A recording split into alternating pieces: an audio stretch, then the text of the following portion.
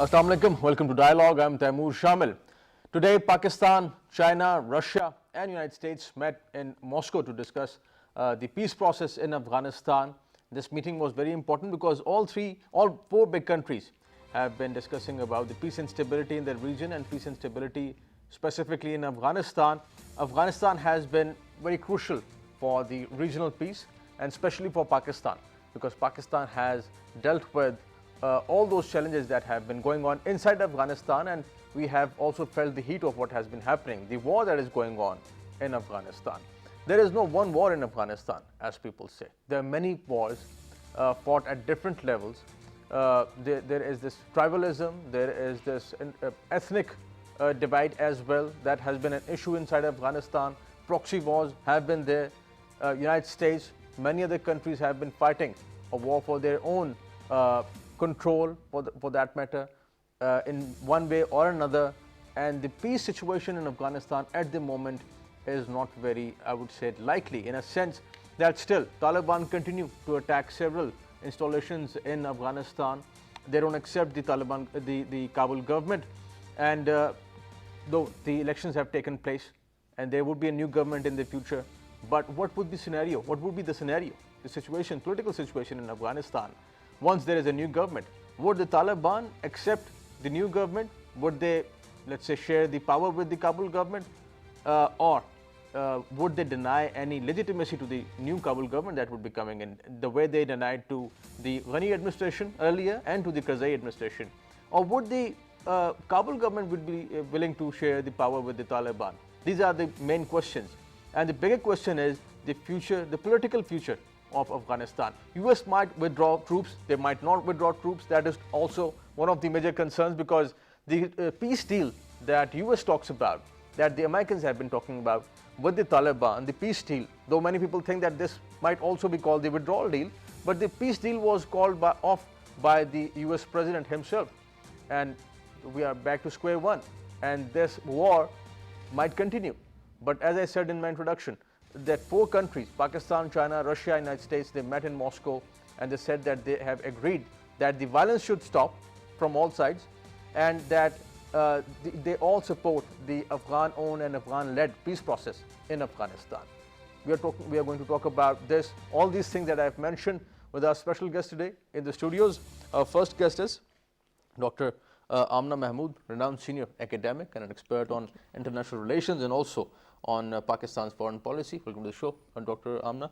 Second guest is Ambassador Umer Khan Alisherzai, a renowned senior ambassador, former diplomat, and expert on Pakistan's foreign policy and its relations with Afghanistan as well as other Muslim states. Sir, welcome to the show. Thank you. Dr. Amina, starting with this news, the meeting took place today in Moscow. As I just mentioned, four countries, Afghanistan, China, Russia, and US, met in Moscow to discuss Afghan peace process. These meetings have been going on. The Qatar talks have been going on. The Moscow talks of Taliban and the different Afghan political factions have been taking place. This meeting was specifically about the four countries meeting and discussing the peace in Afghanistan. How do you see these meetings, specifically this one that took place today? Thank you very much, Shamil. I think that this meeting is positive in this respect, that previously you see that two streams of dialogue was going on. One was the regional initiative that was in four capitals of Iran, Pakistan, and then you see Russia and then China, and Kabul was also involved. And the other was that Taliban were having negotiations with the US separately, and both were not sitting together. And we were at that time discussing that unless all parties sit together and discuss their major stakes, then until there would be no solution to the problem. So this is very positive that US is on board in this regional initiative as well. So that is one thing. The other, that you see that the whole world is taking notice of the peace process right now. Whatever it may be, we will discuss later in the program, but right now I see that European Union is on board, all the Western countries, especially France and Germany, they are supporter, and they have facilitated the dialogue as well, Germany especially. and Doha was already involved. So, not only the regional initiative, but continental initiatives are being taken for this peace process going on here. And secondly, I think that as you mentioned in your introduction, that there would be some peace or not, that is far from prediction right now. But I think that when all the elements, all the major stakeholders would be on board, then we can predict at least there would be some bailout solution for the US to come out of, pull out itself with respect as they wanted. And Ambassador Alisherzai, talking about this peace that we talk about in Afghanistan, many people are of the view that this peace deal is more sort of like a withdrawal deal, because when we talk about peace, there has been no peace in last 17, 18 years in Afghanistan, 18 years in Afghanistan. Even before that, there have been wars going on over there. What do we mean by this peace deal when we call it a peace deal? Do we mean that there would be a government, there would be a unifying force in Afghanistan and the people would live peacefully? Or what do you make out of this peace deal? Bismillah ar-Rahman ar-Rahim. I totally agree that it could hardly be called as the peace deal. It is more a withdrawal deal of the US forces from Afghanistan rather than a real peace deal. The problem, Afghan problem, is a very, very complicated problem. It is not like other problems like Iran or Saudi Arabia. It is a very complicated problem with different vested interests of different countries in Afghanistan. Afghanistan, like India, it is using it as a conduit for its activities against Pakistan. US is also using it for its own purposes. Russia, of course, now is playing an important role. With the passage of time, sometimes earlier, if you remember, that the Americans had refused to talk to the Taliban directly. But a time came and that they themselves offered, talks with Taliban. The reason was that it was not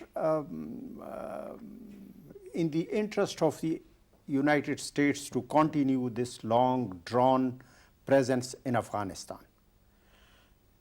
Because of, number one, the financial burden which is on the US taxpayers, and there has been a hue and cry inside the US against this unending war in Afghanistan.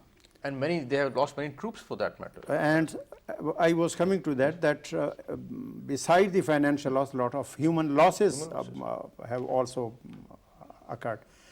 So, but American, even then, they were adamant not to talk to the Taliban. But times have changed, and the Taliban have become more and more powerful. They have found more allies now. Russia is their ally now. China is their ally now. So United States now is under compulsion to talk to the Taliban, and therefore they started this, you may call withdrawal deal or peace deal, whatever you call it, to talk to the Taliban directly. To the entire disagreement of the sitting Afghan government, the United States was talking to the Taliban directly. Right.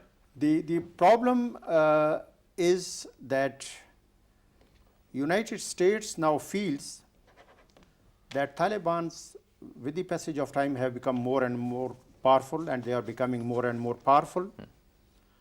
And they fear that a time may come that it may become difficult for them to withdraw their troops. So they are gradually withdrawing. They have earlier also withdrawn 2,000 troops. Yes, so there are even reports in the international media, so much so in the New York Times, that the US is withdrawing troops quietly. Yes. And this has been going on. We have Mr. Rahimullah Yousafzai, renowned senior journalist with us on the phone call. Assalamu alaikum. Walaikum salam. Welcome to the show, Mr. Rahimullah Yousafzai. We are talking about Afghanistan and the meeting that took place today in Moscow. Pakistan, China, Russia, and United States, they discussed Afghanistan and the peace in Afghanistan.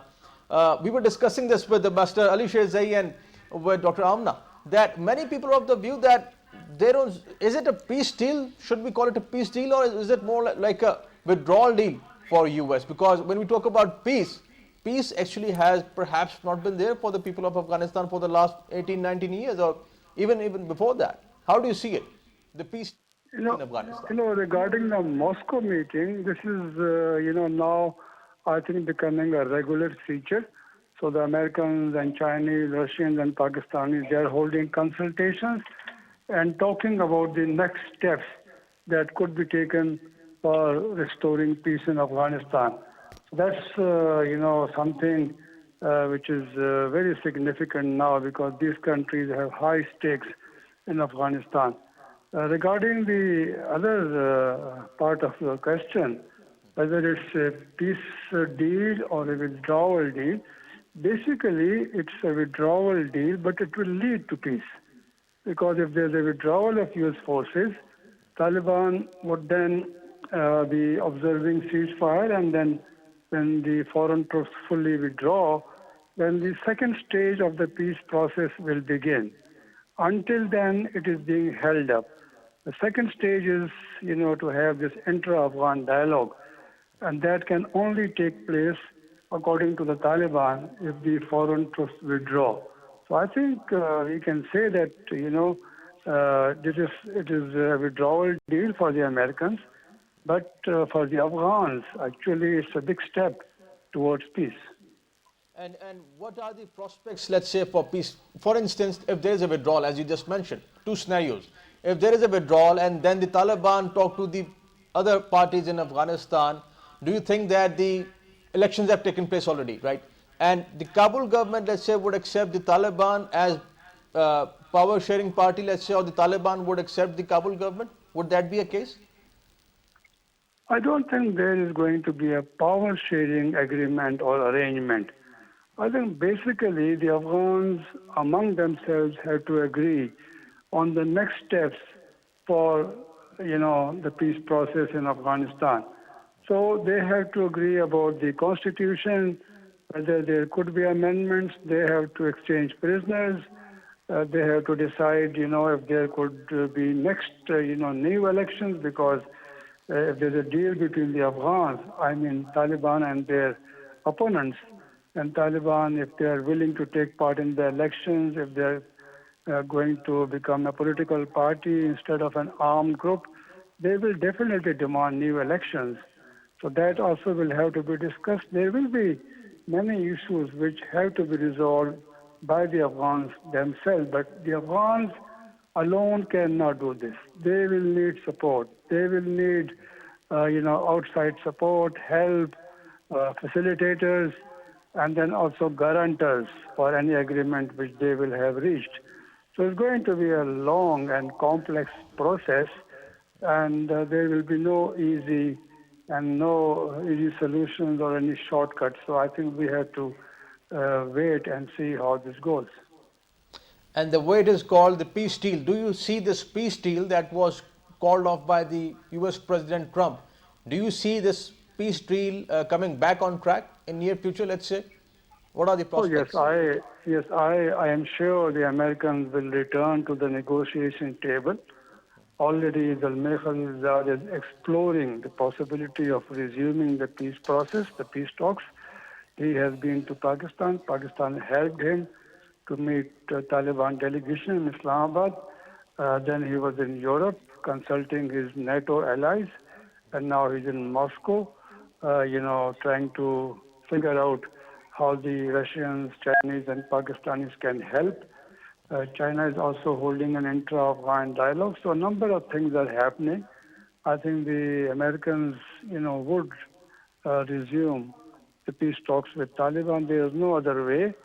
I think, the State Department seems to be keen, led by Mike Pompeo, and now Khalilzad is his nominee. So he could not have made these visits or met Taliban delegation in Pakistan without an agreement by President Trump. I think there's a change of heart in Washington. I think it was a mistake to cancel the peace talks because eventually there has to be a political solution. Right. Mr. Rahimullah Yousafzai, thank you for joining us. Thank you for your time.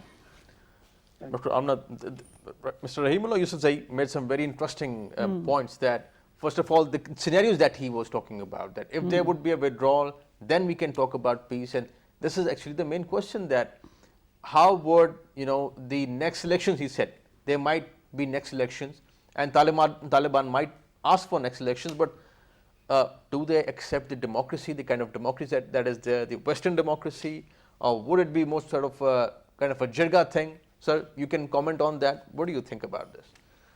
I think that I agree most of the points of Mr. Rahimullah Yousafzai.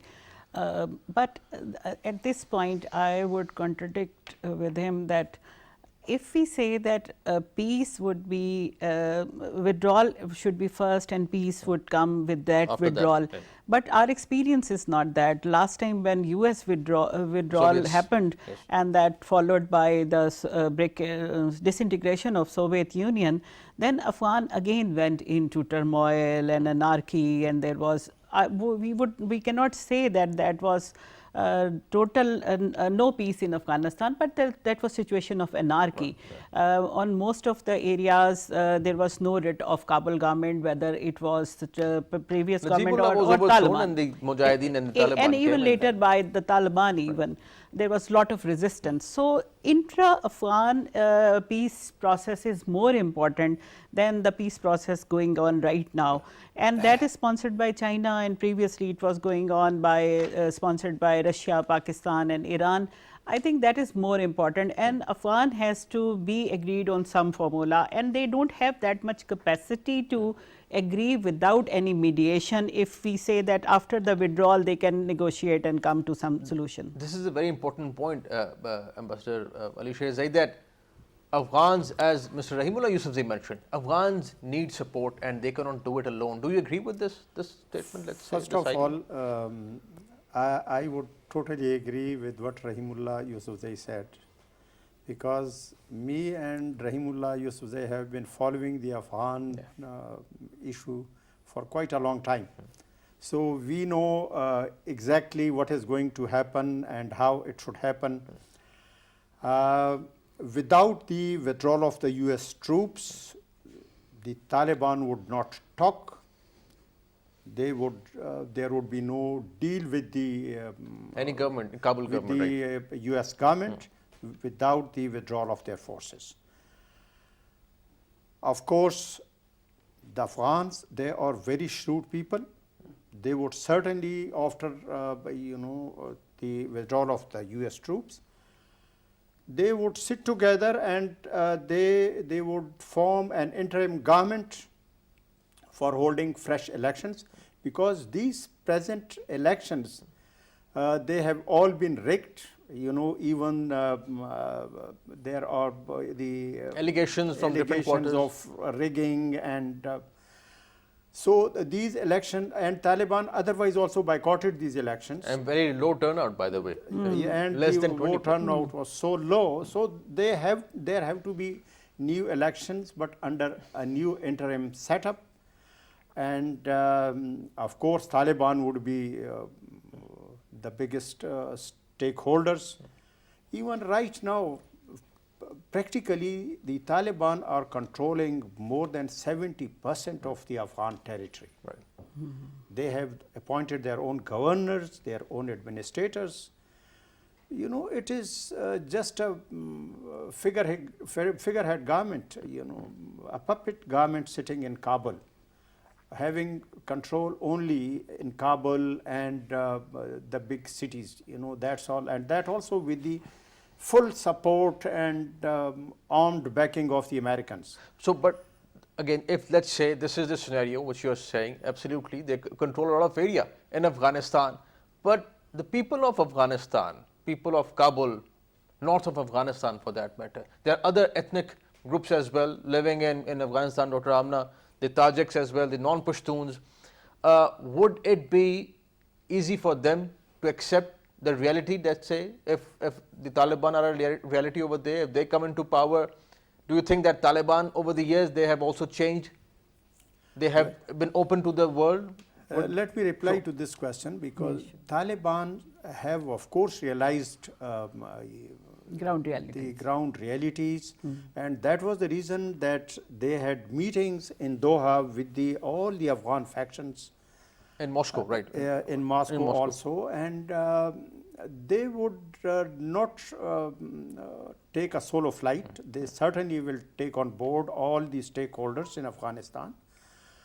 But this thing has to be decided by the Afghans Themselves. themselves. Right. You know, any imposed, you know, like when the Russians withdrew from Afghanistan, and then Pakistan installed Rabbani instead of Gulbuddin Hekmatyar, who was more deserving at that time and who was more pro-Pakistan. You know, Nawaz Sharif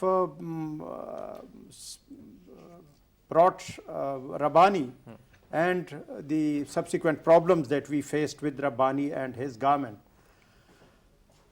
Secondly, the Taliban's, you know, under the Taliban rule, I tell you honestly, I have been Consul General in Mazar Sharif, and I have also been Consul General in Kandahar, you know, during the Taliban and then post-Taliban period. The kind of peace that they had restored, what the Afghans really need first is a perfect kind of peace, which the Taliban had restored in Afghanistan. But you know, with one order of Mullah Umer, nobody could dare to cultivate a single plant of poppy throughout Afghanistan. So these are, let's say, the reality. Of course, as you have been obviously serving over there, you have first-hand information of what you have seen over there. But the general perception that has been there internationally, you know, that Taliban government, the way they were, we all know that. There is a lot of information. I don't need to repeat that. But interestingly, on this in Moscow earlier, when the Taliban this time have been meeting the different political factions from Afghanistan, they also met women. And I would say for the first time publicly, openly meeting women and who have been representing the Afghan society. Do you see this as a change in the Taliban cadre, let's say, or otherwise in the Afghan society? Obviously, Ambassador Saab is very right that they are changing, they are accepting the ground realities now. Otherwise, you know, you cannot expect them to come to negotiations directly with the US. And we see that there were a number of rounds of talks. You know, there were in Moscow, there was earlier a meeting of Taliban minus all factions of Afghanistan. So they discuss how they can treat with Taliban certainly. Now, after many rounds of talks, Taliban are also there. But there would be certainly, we cannot expect a sort of Western democracy, a sort of federalism as we see in US and in other countries.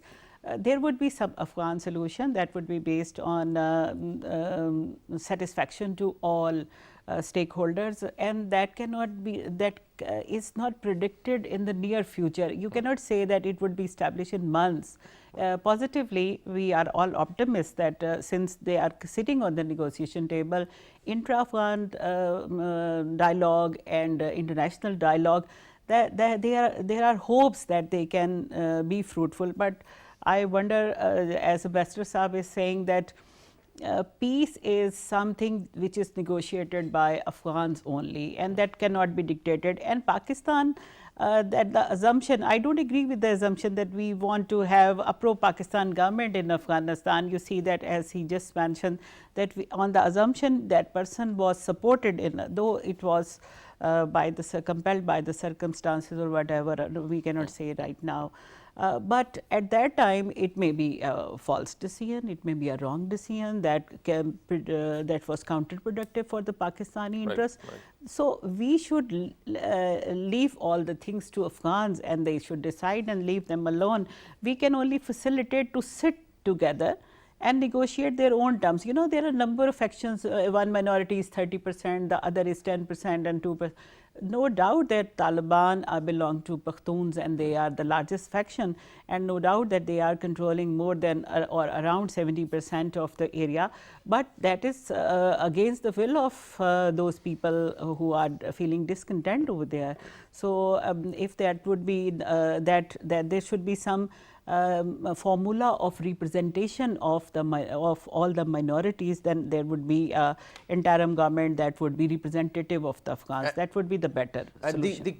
The Afghan society, Ambassador Alisherzai, the political landscape is very complex. Do you think that the regional countries can play a significant role in making, let's say, the Afghan society, all these factions that we are talking about, Taliban and the former Northern Alliance and the non-Pashtun, let's say, ethnic groups, can they all come and talk about peace and have a consensus on some kind of a peace deal? Well, of course,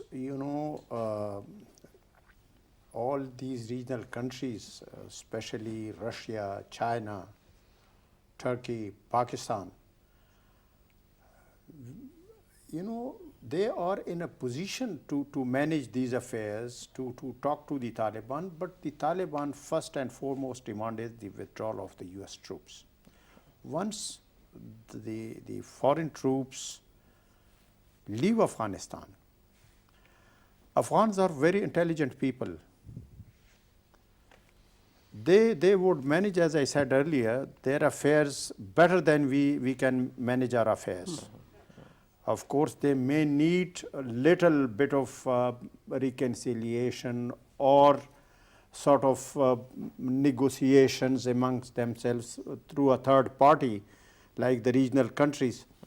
But they are very intelligent people, and you will see that once the US troops leave, it would not take long for the Afghans to settle their affairs. This is what I feel and what I believe. For us to advise the Afghans that they should take care of this and that, the minorities, and it is up to the Afghans. Whatever they decide, whatever percentage, share power sharing they decide, it is for the Afghans. Right. We should not in any way impose our will on the Afghans. Who are we to dictate to them that you should follow the Western democracy or any other kind? No, let the Afghans, any political system for that. Let the Afghan decide their own future by their own people. And as I said earlier, that it could be done through the process of an interim government who should hold free and fair elections. Then everybody would know who is holding, the majority, right, and who has the right to sit on the Kabul throne. And certainly this is very important for Afghanistan and for the regional countries and internationally, Dr. Amina. There is another concern, and that is a big concern, which is that the Afghan soil would not be used by the terrorist organizations the way it was used earlier. 9/11, as US called it, the attacks that took place. Al-Qaeda has been there. From our side, we have been talking about Taliban, Pakistan TTP having hideouts over there in Afghanistan. Daesh has been a big threat for Afghanistan, for Pakistan, and for almost all the regional countries. So a secure and peaceful Afghanistan for the region, can, let's say, Taliban ensure that once the US troops are gone? Yeah. My question to both of you. Right. What do you think about this? I would start with Dr. Amina and then. Okay, I think that I was talking the same, that we should not dictate anything to Afghans. They are having their different set of mind, different culture, and they are not actually the people to have dictate from any side, right, and that has been proven fact. So I think that the Afghan soil being used, let's say, by the terrorists. That is very important. There are different perceptions about it. We perceive that soil is used by India against Pakistan, and same is the case with the India, that Pakistan is using that soil for against India, and terrorist comes from TTP and Pakistan, TTP. You mean that there's this kind of they allegations they as have well, right? roots No, there. I would say that it is absolutely incorrect to say that. There have never been, no. Whatever infiltration the Indians claim, they say it is from Pakistan. They never said it is through Afghanistan. You know, unfortunately, the present government is not a pro-Pakistan government, which should provide us the facility of infiltrating our people in India. Right. So I think Dr. Amina was talking that there are allegations, from the Indian side allegations that there have been no allegations so far, as far I know from the Indian side, that there have been infiltration from Afghanistan in India. Absolutely. But we have to face these. I would tell you that all these people, the Daesh and Al-Qaeda, you know, who are the Al-Qaeda? Osama bin Laden was the blue-eyed boy of the Americans during the Russian intervention in Afghanistan. But after the Russians were defeated, overnight, all those people, then they became terrorists and Al-Qaeda and whatnot. Similarly, who created Daesh? These are all the creation of the United States themselves, and it is because of them that, you know, the countries, most of the countries of the world, including Pakistan, are suffering instability. And this is a rampant perception, you know, and in the region. That's why I was saying that most of the terrorist groups which are claimed as the terrorists, previously they were the religious groups alone, but they were supported in a way that they have participated in Afghan war during the period when it was under the Cold War design, fought by US as a covert war, so called. So this is claimed by the whole world that these groups are operational in Pakistan and the former Fatah of Pakistan. So for Pakistan, it is very imperative to address those groups. So we are having stakes, and most of the claims of Pakistan are clear that Pakistan has addressed major groups, and Pakistan, and still you are under the grey list because of that. These groups were once, let's say, operating initially in Pakistan, as you are saying, and we launched massive military operations to wipe them out. Then they took their refuge in Afghanistan, and I'm talking about Afghanistan, that once the withdrawal of US troops takes place, you know, what would be the security situation in Afghanistan? Right now, I would add to your point that we have taken operations, we have wiped them out, but now we are doing fencing, you know, against the will of the Afghan government and against the will of US. That we are making fence because we want to avoid that infiltration on both sides, because that is, you know, detrimental for the security of Pakistan as well. Since we have them wiped out and we want to continue peace in Pakistan. Mr. Alisherzai, this point. I would try to correct Madam Amina that US has never objected to our fencing of the border. In fact, they were more eager that the fence should be completed as soon as possible. The US? You know, everyone. But Afghans weren't happy with the fencing, right? Afghans are not happy because they are not, the present government is not accepting Durand line as a border, international border between Pakistan, and that is why they are objecting to this fencing of the border. But the Taliban, throughout their stay, never objected to the Durand line as international border. This is interesting because there have been reports that even the Taliban were at one point objecting to this border. You don't agree with that? Absolutely, it is incorrect. They never objected. And if you remember, when the Taliban were there was no problem from that side of any kind of intervention in Pakistan. Rather, they were ready that if the Pakistan government wishes, we will send our people to liberate Kashmir from India. You know, that was the kind of love that the Taliban had with Pakistan and the kind of relationship. And you know, of course, Pakistan helped Taliban. There is no doubt that we facilitated them. No other The country scenario was that's known. recognized Okay, them. right. But in return, they also provide lot of services to Pakistan. So now the situation in Afghanistan, my question, central My- question, my- the security excuse of the Afghan soil, that the Afghan soil would not be used by any terrorist organization, let's say, against any of the countries in the region or internationally. One thing I can tell you, that if the Taliban come into power in Afghanistan, that power border would remain absolutely safe and secure.